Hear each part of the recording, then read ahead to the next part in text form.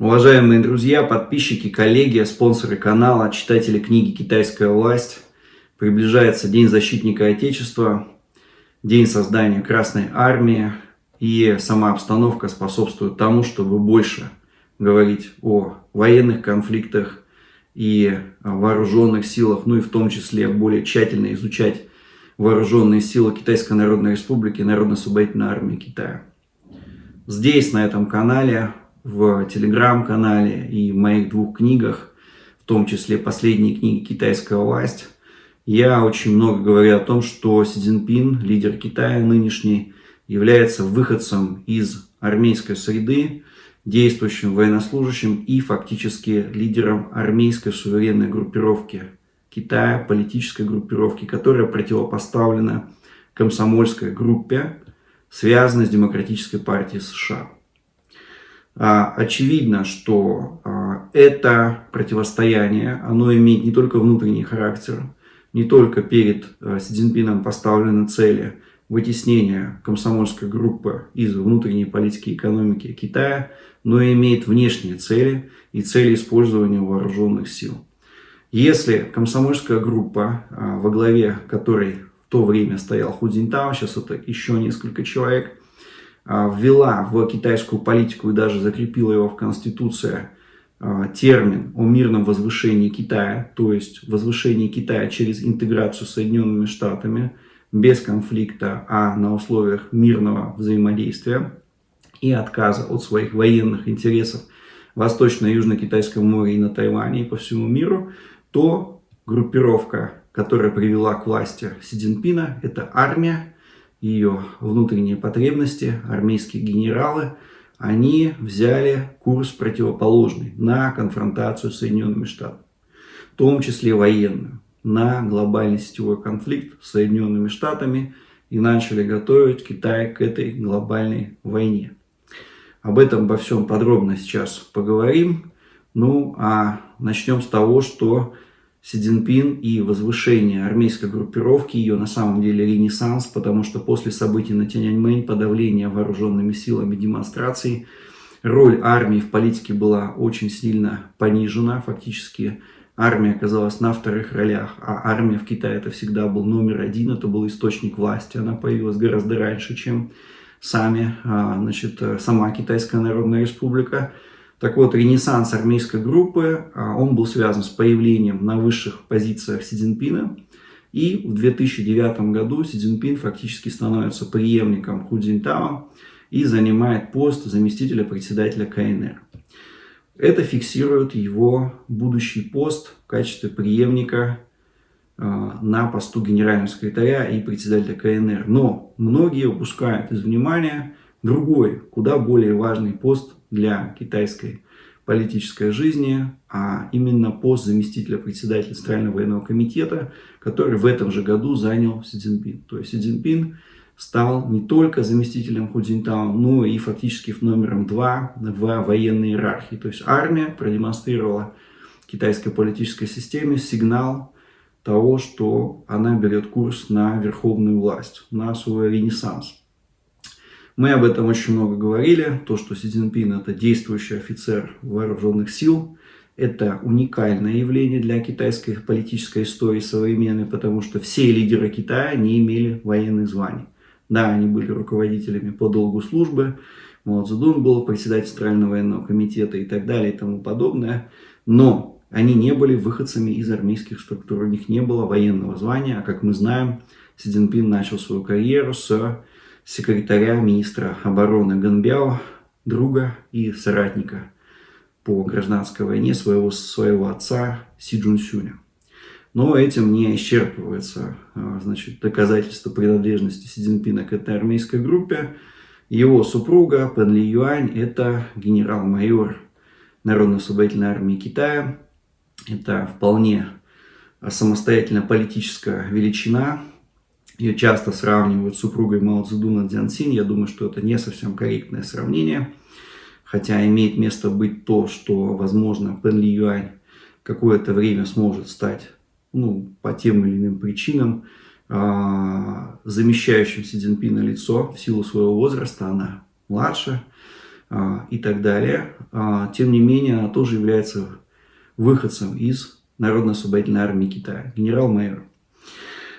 В 2012 году, когда Си Цзиньпина избрали на пост генерального секретаря Коммунистической партии Китая, первое, что он сделал, он выдвинул лозунг о великом возрождении китайской нации. То есть это, очевидно, лозунг экспансионистский, предполагающий расширение влияния Китая и вызов всему миру. Конечно, если мы не знаем специфики вектора и стратегии расширения Китая, мы можем подумать, ну и, кстати говоря, очень многие комментаторы могут подумать, что этот лозунг – это в том числе угроза и России, поскольку у нас самая протяженная граница с Китаем, угроза для Казахстана и так далее. Но это не совсем так, об этом говорят факты. Первое, что сделал Си Цзиньпин, когда пришел к власти, он вовсе не начал рисовать новые карты Китая и закрашивать Сибирь в желтый цвет. А первое, что он сделал, действительно поменял карты, но на этих картах появилась четкая граница Китая и принадлежность всего Южно-Китайского моря к Китайской Народной Республике. То есть Си Цзиньпин объявил, что вся территория Южно-Китайского моря является территорией Китайской Народной Республики. Южно-Китайское море – это 3,5 миллиона квадратных километров. Что это такое? Это вся европейская часть России. То есть Си Цзиньпин показал свои аппетиты, свои территориальные претензии вот на эту огромную территорию. Она не пустующая. Так или иначе, на территории акватории этого моря в акватории этого моря расположены острова, которые принадлежат фактически и Вьетнаму, и Малайзии, и Индонезии, и Филиппинам, и Тайваню. То есть фактически он говорит, что с этим актом, появлением этих новых карт, кстати, и на паспортах китайских обложки тоже стали рисовать с указанием вот этого огромной акватории, 3,5 миллиона квадратных километров. Этим актом Си Цзиньпин заявил о том, что его территориальные претензии находятся на юге. Гораздо эта территория интереснее для Китая, чем Сибирь. Через Южно-Китайское море проходит 25% всей мировой торговли, мировой, а не азиатской. Это Средиземное море Азии и, возможно, даже мира. Ну, говорить о том, что углеводороды, стратегические материалы из этого моря проходят в Японию и Южную Корею, тоже, наверное, говорить не надо. Это связующее звено между Европой и Китаем, де-факто.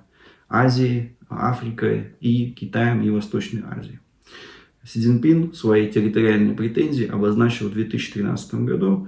И в этом же году он обозначил своих стратегических партнеров в лице России и Казахстана. Первую свою поездку он совершил в Россию, показав, что для него является Россия. Это основной партнер в этой его глобальной игре, где вектор экспансии направлен на юг. Второе, что сделал Си Цзиньпин, и что вызвало большую критику, в том числе в Соединенных Штатах, это то, что он установил зону ПВО китайскую над Восточно- и Южно-Китайским морем. То есть фактически сказав, что воздушное пространство в Китае над Восточно-Китайским и Южно-Китайским морем это пространство является территорией тоже воздушным пространством Китая. Фактически бросив вызов союзникам Южной Кореи, Японии, которые являются союзниками Соединенных Штатов. Это второе, что он сделал.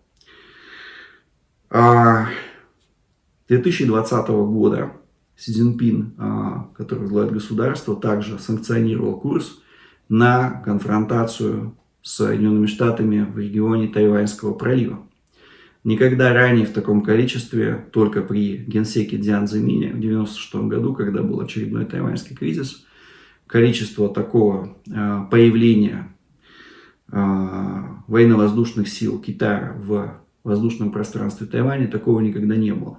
Сейчас по несколько раз в месяц вооруженные силы ВВС НОАК появляются в зоне оповещения ПВО Тайваня, имитируя фактически операцию вторжения. Такого раньше не было. Это является актом агрессии в отношении фактически американского союзника Тайваня. Все это, в том числе поддержка режимов в Иране, Мьянме и так далее и тому подобное, говорит о том, что Си Цзиньпин взял антиамериканский курс. То есть с разговора о том, что США и Китай за спиной России договорятся значит, в ущерб ее интересам, они несостоятельны. Конфронтация между Си Цзиньпином и Демпартией США достигла трагического уровня. Она не сойдет сама на нет, будет только усиливаться.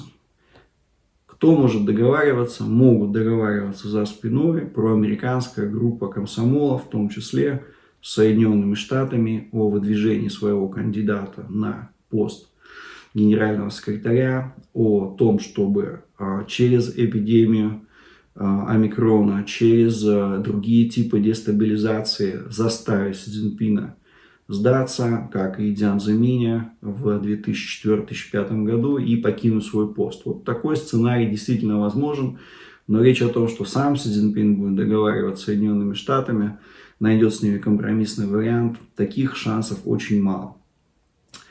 Более вероятный сценарий — это то, что действительно Си Цзиньпин пойдет на третий срок, конфронтация с США станет реально хронической и уже неизбежной. Ну а для России это означает вечный мир на восточных границах, потому что при Си Цзиньпине вектор китайской агрессии обращен на юг. Что произошло после прихода к власти Си Цзиньпина? Сразу же на следующий год началась подготовка к глубоким военным реформам. Просто на следующий год после его прихода к власти. В 2015 году, 2016 году появились вместо привычных военных округов, появились боевые округа, то есть фактически предвоенное состояние войск было обозначено. Теперь китайские военные округа и носят название боевой округ уже, а не просто военный. И для России интересно то, что если раньше на границе с Россией находилось 3 военных округа, это Ланчжоуский, Пекинский и Шиньянский, то сейчас только 2. Более того, Пекинский военный округ со столицей в Пекине, он был сконфигурирован так, это видно на карте военных округов, которые были раньше, так, чтобы отражать агрессию, соответственно, со стороны Советского Союза, Российской Федерации. То есть Россия воспринималась до 2016 года в военных кругах как потенциальная угроза безопасности Китайской Народной Республики. После реформы, соответственно, с Россией стало граничить 2 всего военных округа, номинально 2, да, потому что Западный военный округ, он граничит по очень узкой, соответственно, полоске с Алтайским краем. А Шиньянский был расформирован военный округ, он стал частью Северного военного округа с столицей сухопутных сил в городе Цзинань, который находится где-то в порядка 2000 километрах от российской границы. То есть использование сухопутных вооруженных сил в отношении России Китай больше не предполагает согласно структуре его новых боевых округов. Северный военный округ больше не ставит перед собой задачу защиты от, соответственно, вторжения Российской Федерации, именно защиты Пекина. У него очень такая, я бы сказал, сложная структура. Командование авиации находится в Шиньяне. Традиционно, соответственно, командование Северным флотом находится в провинции Шаньдун в городе Циндао. А столица сухопутных сил и, главное, командование находится в городе Цзинань, провинции Шаньдун. То есть этот округ ставит перед собой задачу действовать на направлении Южная Корея и Япония. Россию больше врагом не рассматривает. Это очень интересно, это главное изменение, которое должно нас интересовать в структуре изменения военных округов китайских. И что самое главное, 16-я армия, которая также предполагала, группа армий, которая предполагала задачи наступления, в том числе и находилась в Шиньянском военном округе, она расформирована. То есть даже нету конкретно армий, которые бы ставили перед собой задачи наступления или обороны на российском направлении. В целом, это такая ситуация, она отражает взгляды военно-политического руководства Китая при Си Цзиньпине.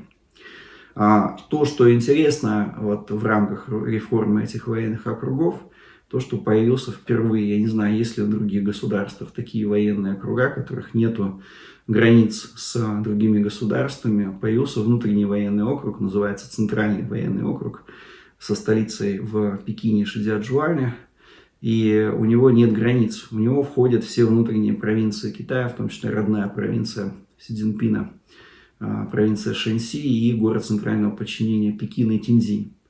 У меня есть предположение, это всего лишь мнение, что здесь, перед этим военным округом, перед его командованием, ставится задача с политической стабильностью. То есть внутриполитическую задачу здесь решает китайская армия. И это очень интересно с точки зрения вообще использования вооруженных сил. Сама сухопутная армия Китая вряд ли будет использоваться масштабно в ближайшее время. Ну, если только речь не идет о силах оперативного реагирования или миротворческих силах, но речь о использовании сотен тысяч в фронтовом наступлении не идет. То есть это все осталось в 20 веке, и армия, скорее всего, будет использоваться для внутренних задач. Ну, иначе очень трудно объяснить наличие внутреннего военного округа, который не имеет границ. Раньше провинции этого округа они были распределены между другими военными округами, и предполагалось, что в рамках наступления с моря или с суши войска будут отходить вглубь территории и постепенно сдавать провинции и в терминальном состоянии сожмутся вокруг провинции Хэнань, Хубэй, соответственно, Шэньси и Сычуань. То есть вот было такое предположение, теперь наоборот, округа развернуты вовне, и появился некий внутренний центральный округ. В качестве аргумента к тому, что Китай не предполагает масштабных сухопутных боевых действий на суше, масштабных имеется в виду с использованием сотен тысяч человек, фронтальных каких-то боевых действий, фронтовых операций, говорит то, что в 2017 году численность сухопутной армии Китая была сокращена на четверть, на 25%, на 200 тысяч человек. Сокращенные военные группы армий, они, как я уже сказал, частично были внутренние армии, которые были использованы для обороны внутри провинций в случае партизанской войны или вот повторения гражданской войны или войны с Японией. Они были сокращены и, внимание, преобразованы, переведены в военно-воздушные десантные войска и, соответственно, флот, да, в десант, воздушный десант и морской десант, что очень ярко повествует о том, что происходит в китайской армии, к чему она готовится. Кроме этого, акцент был сделан на создании мощного флота. Кроме усиления подводного флота, Китай ввел последовательно 2 авианосца. Конечно, по сравнению с количеством авианосных групп США это не так много, но уже наличие этих 2 авианосцев и строительство 3-го говорит о том, что просто так, скажем так, флот китайский не уничтожить, и китайский флот готовится к масштабным операциям за рубежом по защите своих интересов сильно-сильно далеко за пределами акватории Южно-Китайского, Восточно-Китайского моря. Да, но авианосцы явно не собираются через Сибирь плыть к Москве. Это еще один аргумент в отказ от сухопутной операции со стороны НУАК. Кроме этого, Китай сделал большой акцент на создании средств доставки морской пехоты и воздушного десанта, да, воздушно-десантных войск. Для этого был создан и введен в эксплуатацию транспортник Юнь-20, если я не ошибаюсь. И недавно вот эти транспортники, во-первых, они продемонстрировали себя во время борьбы с пандемией в Ухане, когда провинция фактически заблокировала въезды и выезды, и войска перебрасывались в Ухань военно-транспортной авиацией из штабов округов. В короткий срок было переброшено несколько тысяч человек. Сейчас эти воздушно-транспортные средства используются для переброски на большие расстояния. Недавно, после создания чрезвычайной ситуации в Тонга, это острова в Тихом океане, За короткий срок 2 транспортника Юнь-20 преодолели 10 тысяч километров и доставили 33 тонны грузов. Всего таких самолетов у Китая 70. Это о чем говорит? О том, что Китай может перебросить, условно, несколько десятков тысяч человек в короткий срок, неделя-две, в любую точку мира в радиусе 10 тысяч километров. Это может быть арабские страны, это может быть Африка, Европа, Аляска, Канада, Гавайи, Австралия. То есть в Китае такая опция появилась, он к этому сознательно идет. Мы видим из всего вышесказанного, что Китай фактически готовится к масштабным боевым действиям в Индо-Тихоокеанском регионе. Это будет такая, возможно, даже не только в этом регионе, а вообще во всем мире глобальной сетевой войне. А Россия, Казахстан, другие государства постсоветские – это очень глубокий тыл для Китая, который должен быть безопасным. Против России ни сухопутной армии не готовится, ни даже на уровне военных округов не планируется никаких военных операций. Это очевидная вещь. Важным, конечно, в этом ключе и очень интересным и не до конца ясным вопросом является использование Арктики в глобальных интересах Китая. Кстати говоря, у НАТО очень много интересов в Арктике стало за последние несколько лет. Я думаю, это связано с ростом активности именно Китая в интересах к этому региону, и России. Речь идет о том, что в рамках глобальной морской блокады Китай будет вынужден искать дополнительные пути доставки каких-то важных грузов и осуществления гражданской торговли путями, которые защищены от действия военно-морских сил США и их союзников. Очевидно, что это территория России, это железнодорожная сеть Казахстана, это попытки Китая сделать какие-то сократить морские перевозки и сделать логистические коридоры через Мьянму, через Афганистан, Пакистан, Среднюю Азию и так далее. И в этом ключе Арктика является таким второй дорогой жизни, хотя очевидно, что Берингов пролив тоже контролировать будут военно-морские силы США, но все может быть, может ситуация меняться. Недавно флот китайский появился у берегов Аляски, то есть этот регион становится регионом интересов Китая с точки зрения создания альтернативных транспортных путей. И, кстати говоря, зимние Олимпийские игры, в которых Китай демонстрирует такой нестандартный, удивительно хороший результат, это не только про спорт. Это еще и про Арктику, и про войну в северных широтах. В этой связи понятно, что Китай готовится к глобальному противостоянию, а не противостоянию на российско-китайской границе, чтобы себя похоронить в рамках ядерного удара по Пекину. И он готовится к противостоянию за морские пути, за торговые потоки.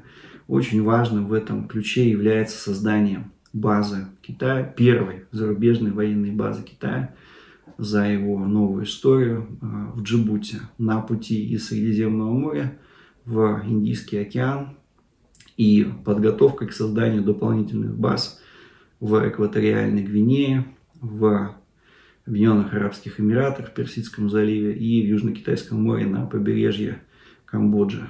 То есть Китай создает военно-морские базы для защиты своего торгового трафика и углеводородного трафика в Китае, который будет идти по морю.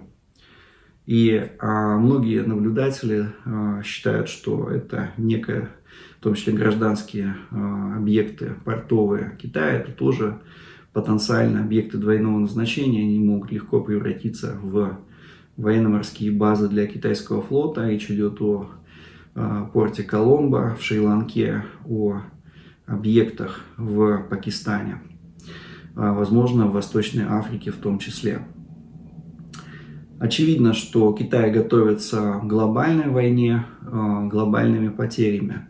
По итогам реформы Госсовета КНР правительства Китая в 2018 году было создано целое министерство военных пенсионеров. С одной стороны, это подчеркивает высокий статус людей, которые будут демобилизованы из армии, а с другой стороны, это подчеркивает те объемы людей, которые будут демобилизованы из армии. Они будут гораздо больше, ими надо будет отдельно заниматься, им нужно будет обеспечить социальную защиту. Вот. Я думаю, что по-другому трудно объяснить появление целого министерства военных пенсионеров. Кроме этого, если вы читаете телеграм-канал, подписаны, появилось положение о воинских наградах новое, военных. В Китае введены два ордена военного времени. До этого не было таких орденов. Они не классифицировались на мирное военное время. Вот специальные военные ордена для тех, кто будет проявить себя в боях. То есть, о чем идет речь? О подготовке к реальным боевым действиям. Орден Красного Знамени и Орден Красной Звезды. Оба ордена использовались в Китайской Советской Республике, так называлось китайское государство, которое было создано по итогам действия партизанских отрядов и Народно-освободительной армии Китая в 20-30-х годах на территории провинции Цзянси, северного Гуандуна и провинции Хунань. Китайская Советская Республика. Это ордена, созданные по аналогии с советскими орденами, и снова они в использовании, и фактически ими будут награждаться военнослужащие НОАК, которые будут участвовать в боевых действиях. То есть речь идет уже не о риторике, а о реальной подготовке. Появился в Китае военный праздник, свое 9 мая, в 2015 году, 3 сентября, если я не ошибаюсь. 3 сентября точно был проведен парад и объявлен новый государственный праздник, День Победы Китая в войне сопротивления Японии. Как вы помните, это война, в которой мы с Китаем воевали вместе, и в которой был в том числе подготовлен отец Си Цзиньпина, Си Чжунсюнь, в тесное взаимодействие с представителями Красной Армии в Китае. Это общая победа, и это связано с нашим тоже праздником, днем окончания Второй мировой войны, которую мы перенесли на 3 сентября. То есть у нас с Китаем один праздник, День Победы, 3 сентября. Вот это количество фактов, оно исчерпывающе говорит о том, что Китай с Россией воевать не собирается. Да? Договариваться за спиной России с Соединенными Штатами Китай тоже не собирается. Он собирается вести глобальную войну, потому что он четко понимает, что с его населением обеспечить преемственность власти, социально-политическую стабильность, экономическую стабильность можно только став лидером мира. Только завоевав гегемонию мира, Китай останется целым государством. Поэтому для него это задача основная, это задача жизни и смерти китайского государства. Если Китай не станет гегемоном, как минимум в Восточной Азии, он развалится. Поэтому к этой задаче приложено очень много усилий для ее выполнения. Но наступать на Россию, это значит самим себе прострелить ногу, в лучшем случае. Что касается современной ситуации на Украине, очевидно, что Китай смотрит на Украину и примеряет на нее опыт Тайваня. И получает большой очень опыт наблюдения и снимает информацию о положении в военно-политическом руководстве Соединенных Штатов. Насколько Соединенные Штаты решимы действовать, как они будут реагировать на те или иные изменения обстановки и так далее. Что Украина это тоже Тайвань, только наоборот, в другой части света. То есть здесь Китай с большим интересом относится к этим боевым действиям и наблюдает, как США и их союзники реагируют на это. Готовы ли они сдать Украину, как Афганистан? Если да, то тайваньская операция значительно приблизится по срокам к реализации. Часто сравнивают сухопутные армии России и Украины. Я в этом вижу несколько корректное сравнение, потому что авиация России очень быстро подавит украинскую авиацию, и все эти 100 тысяч человек украинской армии превратятся соответственно, в один большой котел, который будет лишен средств связи, поддержки с воздуха, и он будет просто очень быстро уничтожен. И воля к сопротивлению украинского государства и украинской армии, она закончится после первой же бомбы, которая упадет в центре Киева. Естественно, военно-политическое руководство Украины не будет дожидаться этих бомб. Оно быстро эвакуируется, я думаю, что уже сейчас во Львов. туда, куда эвакуируются остальные посольства западных стран и так далее. То есть она готовится к терминальному сценарию. Воевать за Украину никто не будет. Но, как мы знаем, этой войны в России не хотят. Мы не хотим этих жертв. Ну и украинцы тоже, как ни странно, не хотят этой войны. Ее хотят на Западе. Потому что, соответственно, эта война, она очень сильно ослабит Россию в репутационном плане, в экономическом на короткий период, лишит ее определенных позиций, позволит ввести определенные санкции и так далее. То есть Запад хочет спровоцировать Россию на войну. Но потому что это вот крупная война в том числе, она может обосновать очень крупные проблемы в американской экономике, которая сейчас уже на горизонте, да, связанные с повышением ставки на кредитование, ФРС, большой инфляцией и так далее. И, скорее всего, она будет связана и будет приурочена к очень большому финансовому кризису, коррекции на фондовом рынке и так далее. Естественно, что для Китая эта война, как бы ни странно это ни звучало, она ему частично выгодная, частично невыгодная. Невыгодна она в том ключе, что Европе придется забирать поставки газа из Китая, переключать их на себя. И в Китае случится еще один энергетический кризис, повышение цен на энергоносители. С этой точки зрения Китаю эта война невыгодна. С другой стороны, если Запад сосредоточится на России, на украинском направлении, он полностью отвлечется от тайваньского направления, и Китай сможет без войны дипломатическими способами очень много решений в Тайване и в Восточной Азии продавить без применения вооруженных сил. То есть с этой точки зрения Китаю эта война выгодна.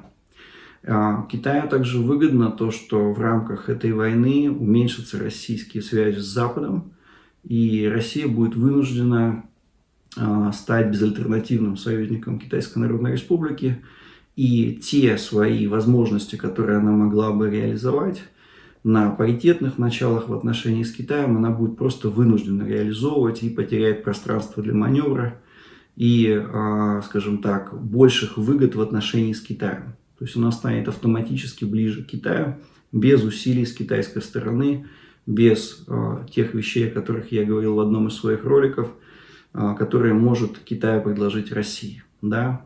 С этой точки зрения, конечно, эта война выгодна Китаю, но и невыгодна абсолютно Российской Федерации. Россия, как мне кажется, это осознает и спешить воевать не будет. Тем более этому не способствуют погодные условия и так далее и тому подобное. Россия будет дожидаться, когда произойдет определенная коррекция в финансовом мире, в экономике, и, возможно, сам Китай начнет какую-то операцию на Тайвань. Для нас более выгодна такая конфигурация, когда случится что-то в Восточной Азии, а мы постфактум будем действовать уже в той ситуации, когда Запад полностью переключится на Китай. Скорее всего, это случится после Олимпийских игр и в начале марта. Да, то есть я не говорю о том, что начнется военная операция, но внимание Запада точно будет отвлечено, точно будет не сосредоточено не только на Украине. То есть и Россия это все прекрасно понимает и вряд ли будет действовать превентивно, взяв весь огонь на себя. Я думаю, что наше руководство это все понимает, но в то же время не все находится в руках России. Мы понимаем, что если будет глобальный запрос на эту войну, чтобы ей прикрыть какой-нибудь там экономический кризис, промышленную нехватку полупроводников и так далее, падение фондовых бирж, то, конечно, это может случиться. Это может случиться одновременно с тайваньской операцией. Спасибо большое. Пишите в комментариях, что вы по этому поводу думаете. Благодарю вас за внимание.